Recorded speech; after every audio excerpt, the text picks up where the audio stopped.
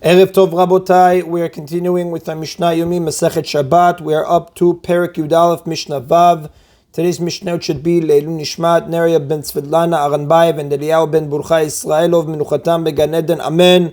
As we learned in chapter 7, a person becomes liable to bring a Korban Hatat, a sin offering, for an inadvertent violation of a melacha, what we call a shigaga. A shigaga we know is the violation of a melacha by someone who either forgets it is Shabbat or that a certain melacha is prohibited. Now the Mishnah discusses exceptions to this rule.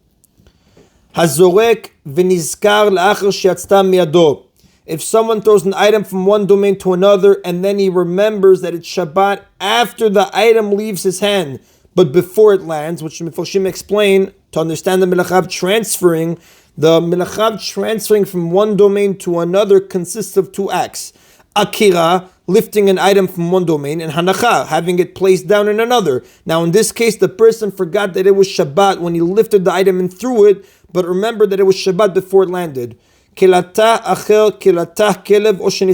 Or he throws an item from one domain to another and someone catches it, intercepts it, or a dog grabs it in midair, or it burns up in the air before it lands. Patur. In all of these cases, he is exempt from a sin offering. In the first case, the Mefarshim explain he's exempt because only the beginning of his act was done in a state of shogeg, inadvertence, but not the end, when he knew it was Shabbat. As the Mishnah explains to us, a person is liable, as the Mishnah will explain to us, a person is liable to a chatat for performing a melacha b'shogeg inadvertently, only if he performed both the beginning and the end of the melacha in a state of shogeg. But in this case, however, when he was in a state of shogeg, only when he started the deed, but not when he finished, he is exempt from a chatat. And in the latter cases, he is exempt because he did not finish the melacha. Now, the other person who intercepted the item before it landed is the one who performed the anacha, setting down of the item. It's not the person who threw it. And this constitutes a melacha performed by two people, for which both are exempt, as the Rav says. Now, in the case of the dog and the fire, it's not considered a hanacha because it did not land in a place 4 tvachim wide, which is the minimum area needed for hanacha, as the Tosfot Yom Tov explains based off the Gemara in Masechet Shabbat, page 102a. And therefore, the person who threw the item is exempt in these cases because he never finished the melacha.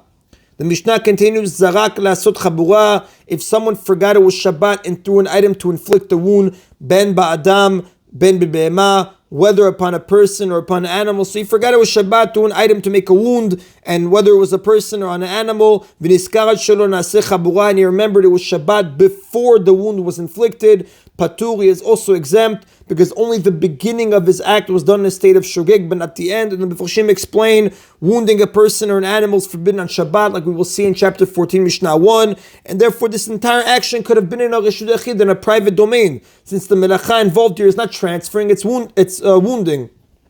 But again, the Mishnah says he is exempt, because like we learned, he was in a state of shogeg only when he started the deed, but not when it finished, and we learned in order to be chayav, it has to be a state of shogeg from beginning to end, and therefore here he is exempt. And the Mishnah concludes now with the rule, Zaklal, this is the rule, Kol hayaveh chataot enan chayivin ad sheteh tchilatan v'sofan shgaga.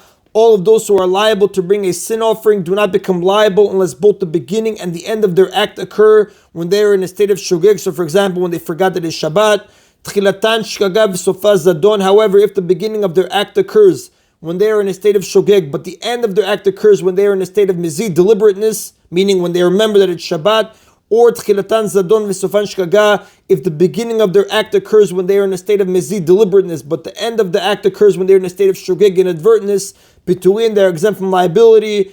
Ad shetiheh tchilatan v'sofan shgaga, they are not liable unless both the beginning and the end of their act occur when they are in a state of shogeg, inadvertentness. And the Mefarshim explain, they ask a question, why is the Mishnah repeating the rule if we already understood from the earlier cases it has to be both inadvertence in the beginning and end, the entire melacha? So the Mefarshim explain that the rule is repeated in order to teach that only the beginning and end of the deed must be done in a state of shogeg, but not the middle. Therefore, if a person, for example, threw an object 6 amot, and remembered it was Shabbat after it traveled 2 amot, but forgot again before it traveled the last 2 amot, he is liable, because the beginning and the end of the melacha were both done in a state of shogeg. And that's where the Mishnah repeats the rule again.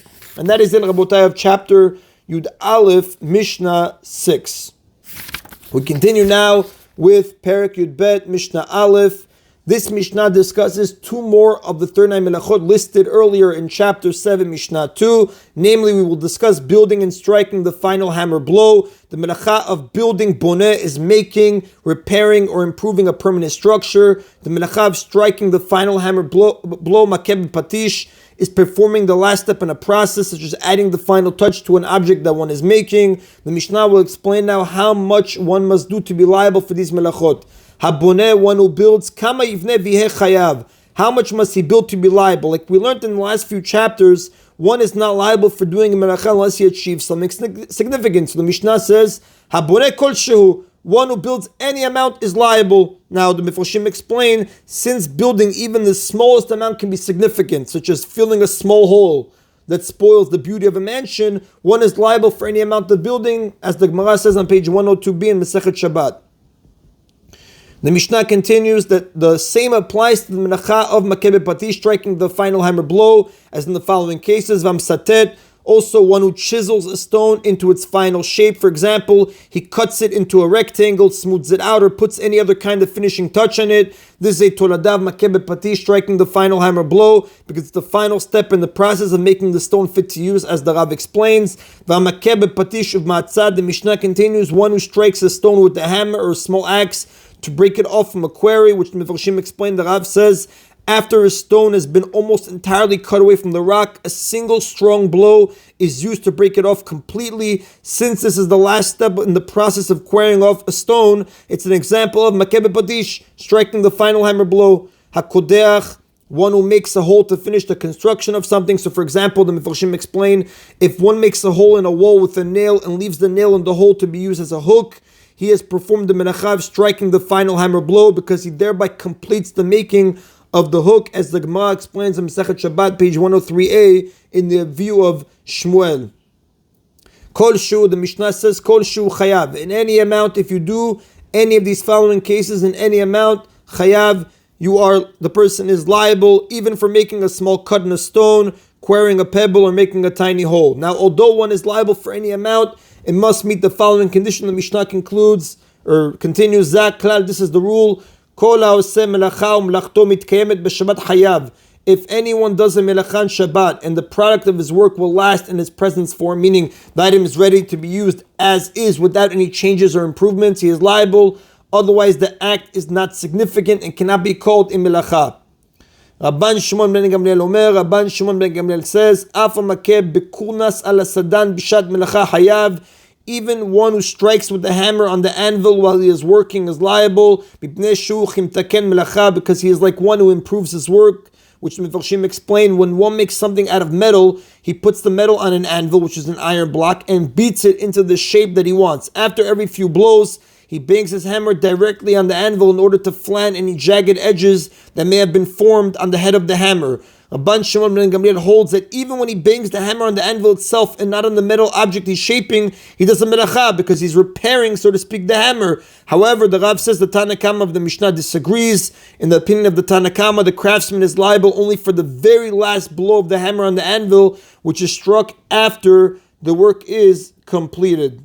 And the Rav says, Ven halacha Rabbi Shimon ben Gamliel, halacha does not follow Rabban or Rabbi in the Rav's text, Rabban Shimon ben Gamliel. And that is in Rabotai of today's Mishna Yomi. Baruch Adonai Leolam. Amen v'amen.